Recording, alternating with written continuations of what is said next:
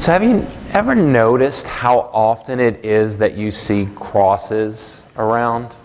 Like not just on buildings like this or in places like this, but we see crosses wherever we go. There's probably not a day that goes by that I don't see a cross, be it around someone's neck or on their ears, or even tattooed into their skin. I bet you if I were to ask you for a show of hands who had jewelry or tattoos in some way, shape, or form of the cross, that probably there's a good portion of you that actually have that. We see it on clothing, we see it on backpacks, all sorts of different kinds of crosses. There's Egyptian crosses and Coptic crosses and Celtic crosses, crosses with bars in the middle, towards the top, at the very top. We see crosses everywhere we go. They are ubiquitous. And so when we think about this, though, we don't really think too much about it. But it is kind of weird that we would see so many crosses. Because in Jesus' day, the cross was a symbol of shame. It was a form of punishment reserved for the worst of the worst. It would be like today people wearing like an electric chair around their neck or tattooing a guillotine behind there. It just is weird. It's strange that somehow this symbol of shame has become very popularized in our culture, and we wear it all over the place. I'm going to talk about that in just a few moments and why that is. But before we get there, I want to do just a basic review. Some of you guys have been with us most of the series. This is our 6th and final talk in this Crossroads series. And the idea for this series was that there are times in our lives where we hit this space and we're confronted with decisions. It's almost like as if we come to this crossroads in our lives, and the choice we make ultimately determines the direction we go. But not only does it determine the direction we go, it shapes our character along the way as we make these choices. So in week 1, we were talking about the distinction between being a fan or an admirer of Jesus versus a follower. And how at some point, if you're going to listen to the teachings of Christ, you're going to be confronted with an invitation or a call to become more than just a fan. You're going to become confronted with choosing to follow, choosing to obey, choosing to move in the direction that He invites you to. And the choice that you make in that spot will determine really the direction of your life. We then moved to week 2, where we looked at the idea of living a me first versus a you first life. We talked about, as we moved through the Passion of Christ, that place where the disciples are arguing about who's greater, and Jesus then sort of takes off his outer garments, he picks up a towel and he starts to wash their feet. He humbles himself and shows them a different version of what greatness looks like. And I said to you, there's going to be at some point in your life a place where you have to determine what greatness looks like. And that's going to ultimately cause you to move in a direction. It's going to cause you to chase certain things. Then we moved to week 3, where we looked at when Mary came in and she anointed Christ. She poured out her very best. She dumped out this really expensive perfume on his head and his body and his feet, and she used her hair, this is right in the middle of dinner, to just dry and sort of sop up all of the extra oil that was on him. And the disciples were outraged. They couldn't believe that she would do such a thing. But she was grateful for having Jesus in her life, and having Jesus had done some incredible things, not the least of which was to raise her brother from the dead. She was grateful. But the disciples didn't really get it, and they were complaining. And I talked about the importance of really living a life of gratitude. Of even when we're in a place where we don't understand, or we're struggling, or we're not where we want to be, of being able to look through the lens and see our lives and be appreciative for the gifts that we do have. That led us to week 4, where we're looking at the issue of Christ in the garden, where he was praying, and He desperately didn't want to move down the path that he felt his father was calling him down, but there was at some point after he begged his father for a different way that he relinquished, that he let go, that he surrendered his will. And I talked about the importance of sometimes hanging on, but the importance of sometimes letting go and how those decisions impact and affect our lives. And then last week we were talking about we were moving from that place of prayer to the place where the soldiers come into the garden and they seize Jesus, and Peter pulls out his sword and he cuts off the ear of a servant. How sometimes we can be so reactive when we're in a place where we feel threatened and we respond in kind to the way in which we are attacked. And I talked about how it's important, if we're going to be followers of Christ, that we respond by bringing healing to those who hurt us rather than more hurt to those. So these are all crossroads that we come to in our lives, places where we have to determine what we're going to do, because what we're going to do is going to determine who we're going to become. And today we come to the crossroads of our decision making, where we will choose fear or love. Sometimes it even doesn't seem that we consciously make these choices, but at a certain point, if we're paying attention to our lives, we have to recognize that fear is going to take us somewhere. But it's not going to take us to the same place that love does. And so we're going to have to determine where, in the face of our greatest fears, how we're going to respond, which path we're going to choose, and the end result of not only what that does to us, but what it does to those around us. Because we don't live in a bubble. Our decisions, our choices, they not only impact our own lives, they impact the lives of those around us. And I think it's important that we just be, with eyes open, very mindful about that. So like last week, I told you there are 11 passages in all of the Scriptures, in the entire New Testament, where when looking at the life of Jesus, that all 4 Gospels would cover these events. Today is again one of those, the crucifixion of Jesus. Matthew covers this story, Mark covers this story, Luke covers this story, and so does John. And there are elements or details in each of the accounts that each of them cover that I find just too important to be lost. So, like last week, what I did was I spent some time looking at where I could cut and paste the stories so that we could get a lot of the details together, that we could understand it. And then on the other side of reading that to you, we're going to unpack it like we did last week, and I'm going to make some points of application. So from the Gospel of Matthew, Mark, Luke, and John, this is the account of the crucifixion of Jesus Christ. I want you to pay attention as if you're going to be quizzed. I want you to think about the details that you're listening to, and I want you to notice whatever it is that you notice. For some of you, it might be the first time you've actually heard this story. It may well be. For some of you, you've heard this story over and over, and the challenge for you is not to just hear it and let the facts of this story pass you by as if been there, done that. I want you to hear this story. The idea of crucifixion had 2 purposes in Jesus' day. It was to inflict the ultimate amount of pain, and it was to ensure the ultimate amount of shame. It was about pain and it was about shame.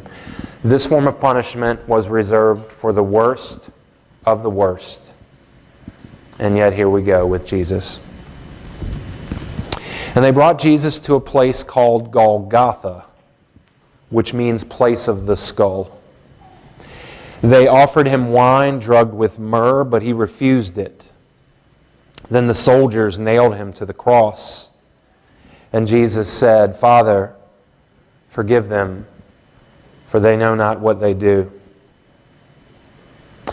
They divided his clothes and they threw dice to decide who would get each piece. It was 9 o'clock in the morning when they crucified him. A sign announced the charge against him, and it read, "This is the King of the Jews." The people passing by shouted abuse, shaking their heads in mockery. "Look at you now," they yelled at him. "You said you were going to destroy the temple and rebuild it in 3 days. Well then, if you are the Son of God, save yourself and come down from the cross." The leading priests, the teachers of religious law, and the elders also mocked Jesus. He saved others, they scoffed, but he can't save himself. So he is the King of Israel, is he? Let him come down from the cross right now and we will believe in him. He trusted God, so let God rescue him now if he wants him. One of the criminals hanging beside him scoffed, so you're the Messiah, are you? Prove it by saving yourself, and us too while you're at it. But the other criminal protested, don't you fear God even when you've been sentenced to die? We deserve to die for our crimes, but this man has done nothing wrong. Then he said, Jesus, remember me when you come into your kingdom. And Jesus replied, I assure you, today you will be with me in paradise. At noon, darkness fell across the whole land until 3 o'clock, and then at 3 o'clock Jesus called out with a loud voice, Eloi, Eloi, lema sabachthani, which means, my God, why have you abandoned me? Some of the bystanders misunderstood and thought he was calling for the prophet Elijah. When Jesus saw his mother standing there beside the disciple he loved, he said to her, Dear woman, here is your son. And to this disciple, here is your mother. Jesus knew that his mission was now finished, and to fulfill the scripture, he said, I am thirsty. A jar of sour wine was sitting there, so they soaked a sponge in it. They put it on a hyssop branch, and they held it up to his lips. When Jesus had tasted it, he said, It is finished. Then Jesus shouted, Father, I entrust my spirit into your hands. And with those words, he breathed his last. And the curtain in the sanctuary of the temple was torn in two, from top to bottom. And when the Roman officer who stood facing him saw how he had died, he exclaimed, Truly, this man was the Son of God.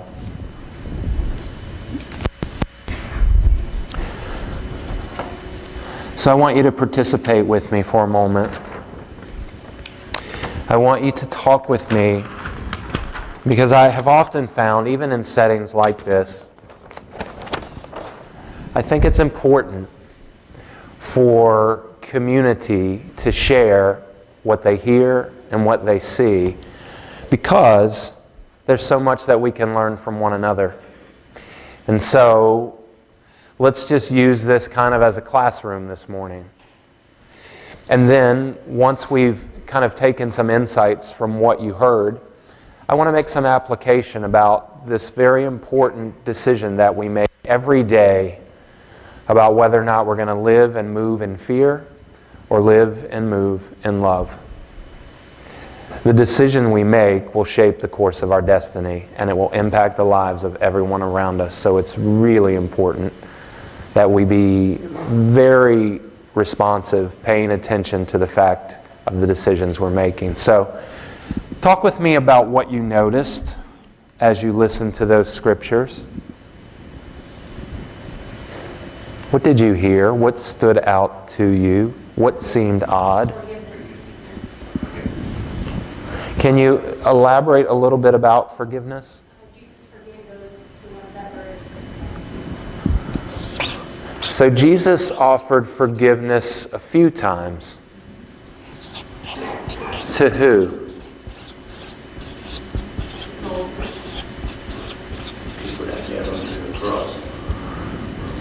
Okay.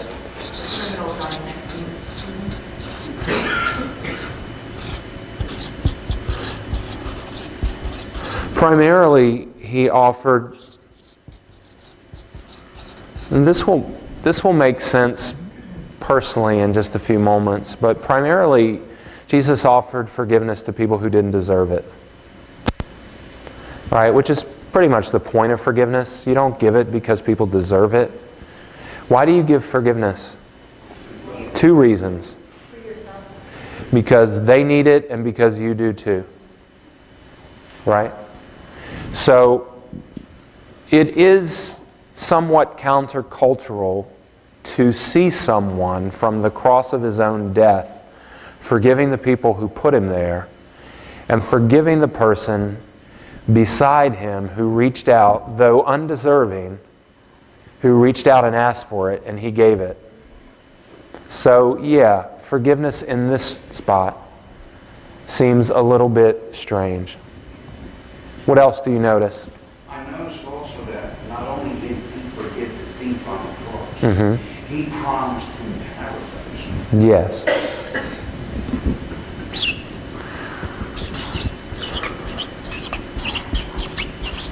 So forgiveness leads somewhere, right? There's forgiveness, there's redemption. It takes us someplace. For this criminal, he was going to ultimately give his life, but he was going to arrive at a different destination. Love did that. Okay? Notice the intentional wording of things had to be said to fulfill the Scripture. So the fulfillment of prophecy. There was like a purposefulness, I think. Yeah, to every event that happened. Long before he got there, he knew he was going there. So he knew his purpose for so long before he got there. Yeah, it's what he wrestled with in the garden. He looked at it and he knew how hard it was going to be, and he really didn't want it personally, but he knew there was a higher purpose in his living this out. You know what struck me as I pieced all of them together is how often he was mocked. It just over and over and over. He was mocked by the religious leaders. He was mocked by the guards. They even were gambling for the last shred of his clothing. I mean, that's just the height as a man is dying, as you've nailed him to a tree, that you'd take his clothes and gamble for it. And then you have on the other side of him a criminal who's just mocking him as well. I mean, it's like 3 or 4 occasions in all of those passages, it's insult to injury. I mean, he's already been brutally beaten. He's now being crucified, nailed to a tree, his palms and his feet. But it's not enough. It is the ultimate. And remember in the beginning I talked to you about how in this day that crucifixion was reserved for the worst of the worst. One of the reasons that they used it was to inflict the optimal amount of pain. But it was also about shame too. They hung a sign saying, "This is the King of the Jews," and there he is hanging on a tree as people are hurling their insults at him. I noticed how often there was mocking when I was looking at it. Anything else that you notice? Yeah, Kathleen. It's pretty amazing, and we'll come back to that in just a little bit, but if ever there's a time where you're going to become self-focused, I think this would be it, right? Because if you can go back to a time in your own life where you were experiencing the greatest amount of pain, right? I don't want you to stay there for long, but I want you to get in touch with that for a second. And I want you to remember, if you're able, where your attention was when you were in the place of your greatest pain. I think 99.9% of us were focused on ourselves. We're focused on the pain. We're figuring out how to get out of this space or how to resist this. But Jesus' focus and attention was on his mom.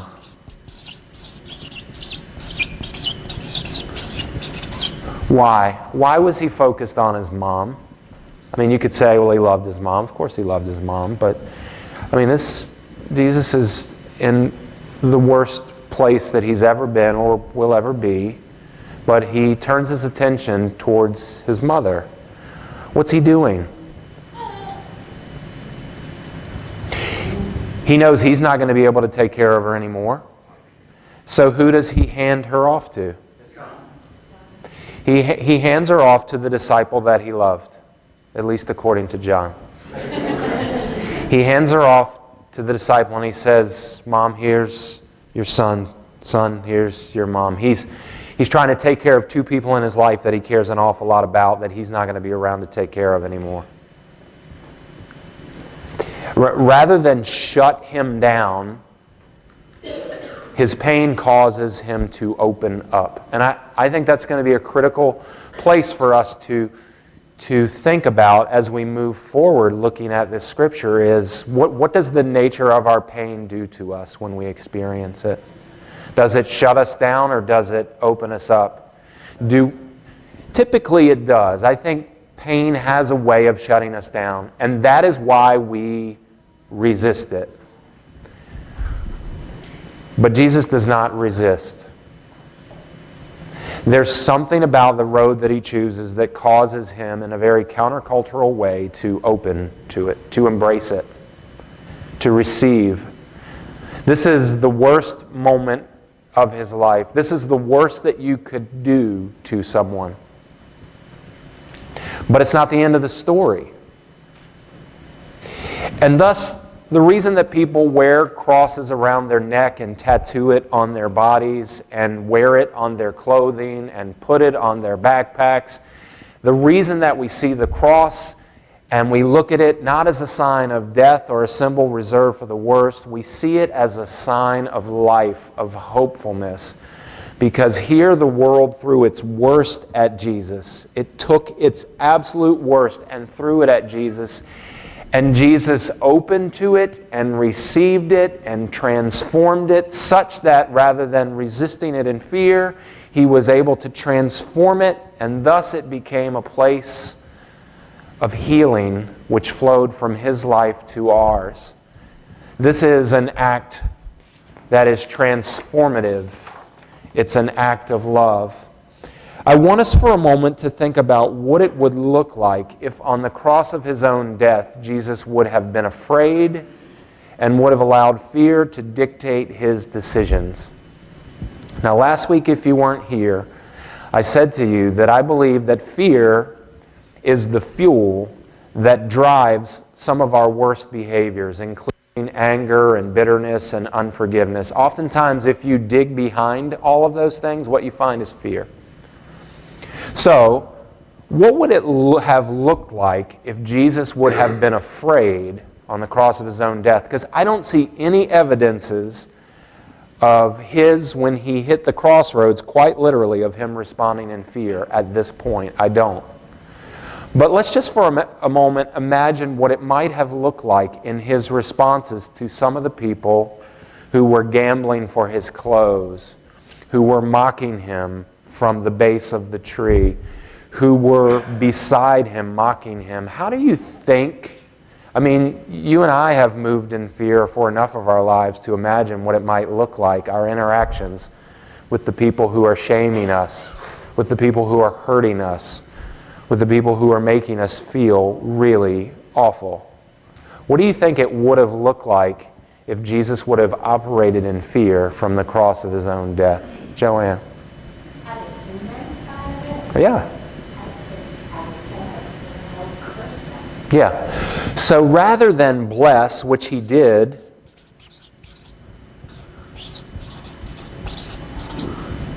I mean, don't you think if I'm now naked and there are these people around me and I'm dying and I'm in the greatest pain of my life and I have people at the base of my own execution, gambling for the last shred of clothing I have?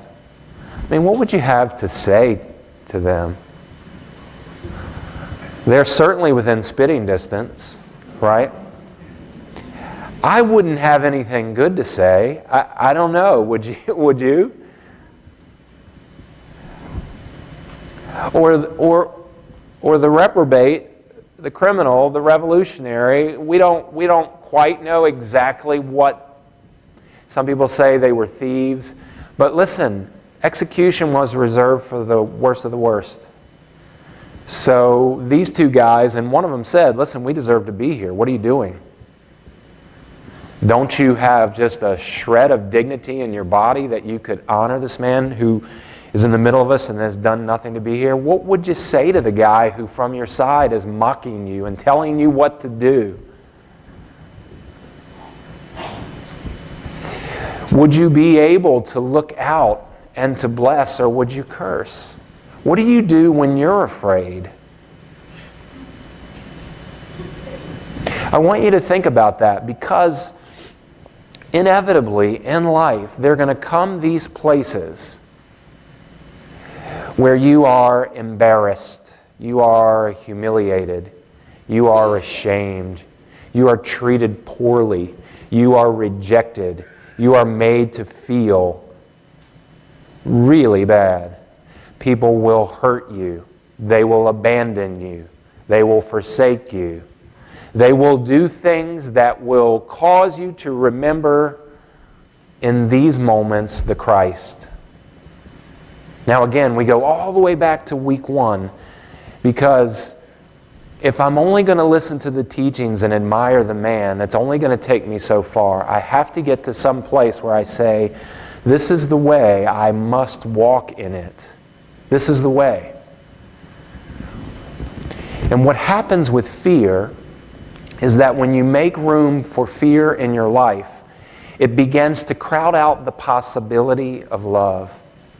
John, the disciple that Jesus loved, said, in love there can be no fear. 1 John chapter 4. He said the two they don't coexist. And so what happens is when you walk down a road where you're responding to your life in such a way that you're moving down a path of fear, it diminishes the possibility for love to live in you. What it does is it opens up room at the table for things like anger, unforgiveness, hardness of heart, bitterness.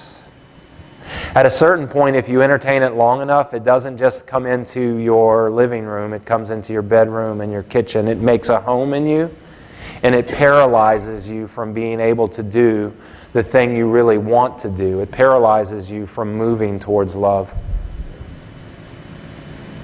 Fear is a monster. If you give it an inch, it will take a mile. And in this place, in this most painful, humiliating, shameful spot, Jesus chooses love.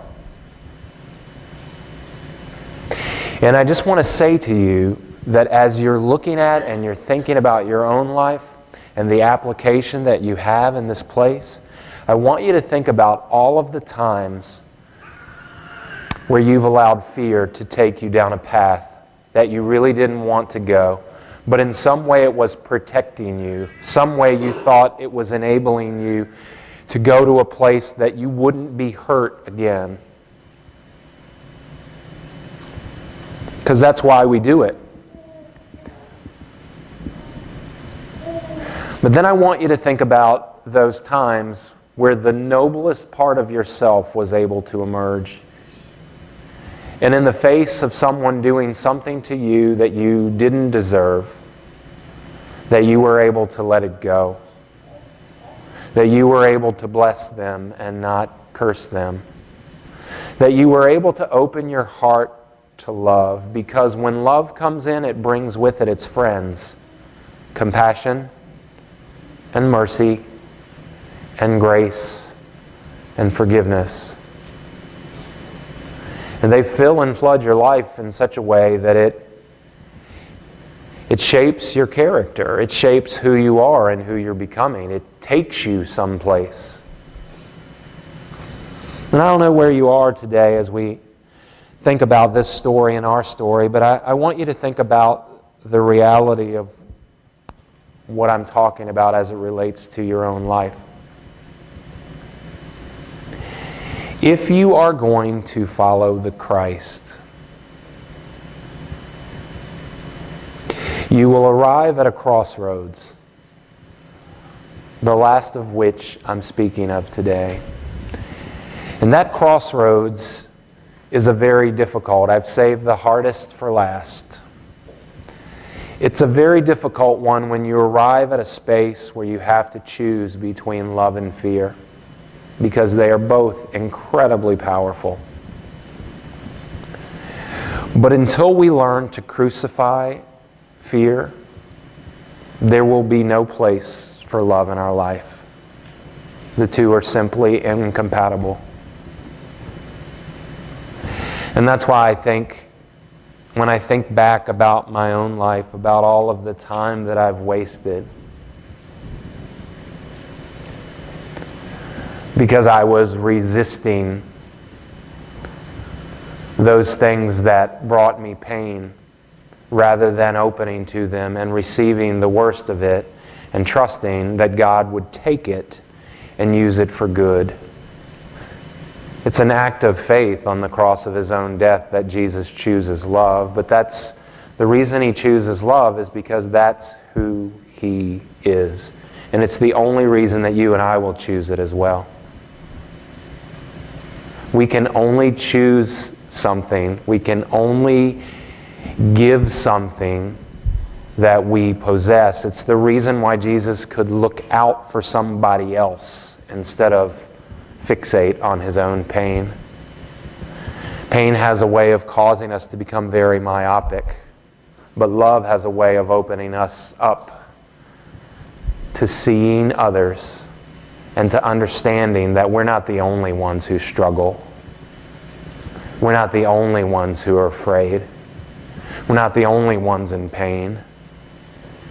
And as we open to the possibility of God doing something great with something awful, then we are filled with what we can then share with others. And it become a healing. It become a channel of blessing.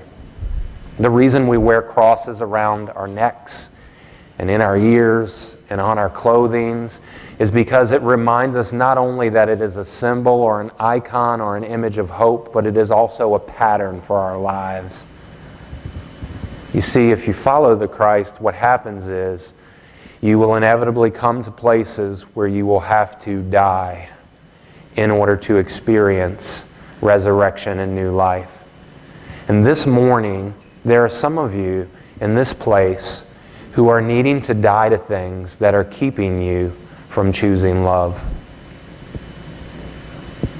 There are things in your life that are blocking love from finding a home in you. And only you know what those are. But if that is you, if you are in a space where you can identify that there's something that's living inside of me that just doesn't belong, it's not compatible with who I want to be, but I've made a home for it. And now I have to release it, let it go, turn from it, crucify it, die to it, whatever the language you want to use.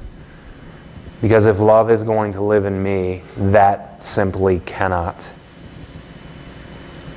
And so this morning, what I want to do as we close our time together, when you came in, you have fear under your seats. You probably felt it throughout the entire service. I want you to pull the card out.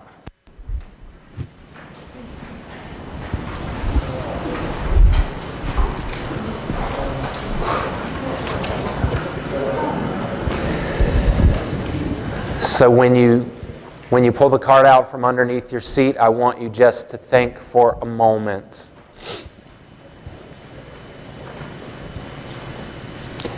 And I want you to ask yourself, have I given room in my life at all for fear to come in and find a home in me? And you might not initially think so, but if you trail it on back, fear usually is the energy, it's the source for all of the things that are deforming in us. So if you've got something unsettled inside of you, some anger, some bitterness, some hardness of heart, some jealousy, some pride, something that you know doesn't be there, this morning is a morning for you to make a choice at the crossroads. It's for you to make a choice to move in a direction to crucify that which keeps you from love. In just a moment, the worship team's going to come and they're going to sing a final song, a closing song. And as they do, I want you to use that moment as sort of a time of reflection and then ultimately a time of invitation. Some of you will decide today that this is a moment where you take a step. You know, sometimes you're in this space and you're listening and something clicks and you think, yeah, I want to do that, or I need to do that, or whatever. And then you walk out and you engage your day, and long about Wednesday, you've kind of just forgotten the whole deal. But usually when I ask you to do something specific, like I give you a defining moment, it tends to sit with you a little bit longer. And so what I want you to do is, I want you, if you're in a space where you've discerned that there's some place that you've allowed fear or anything else to live inside of you that shouldn't be there, today's the day that you crucify it. And what I'm going to ask you to do is I'm going to ask you to take an action. I'm going to ask you to take that card, and I'm either going to ask you to lay it at the base of the cross, or there are thumbtacks that you can actually physically put your card on the cross. And as you do that, I want you to have in your mind what it is that you're nailing to that tree. What it is that you're dying to, what it is that you're letting go of, because you're making room for love when you do. Love's crowded out when you have those other things residing in you. I think it's an invitation that's rather universal. I think there's probably a place for all of us to respond, whether we do or not. But if today you're just sensing, I'm at a crossroads. The decisions that I'm making are going to determine the direction I'm heading. It's going to shape the course of the rest of my life. I think in this moment, Jesus' final moments, he could have undone a lot of what he had done the previous 3 years if he didn't respond in the place of his greatest pain with love. I think he could have undone a lot of it. And so, I want to ask the team to come. And as they play, if there's something that you need to lay down, to let go, to crucify, to die to, then this is your moment. If that doesn't apply to you, then just honor the moment of your neighbor. And maybe just thank God that you're in a place where love lives and abides and thrives and dwells in you. Continue to walk that out. So let's do that over these next couple of minutes. If there's something you need to die to crucify so that love can live, I invite you to come to the cross and leave it.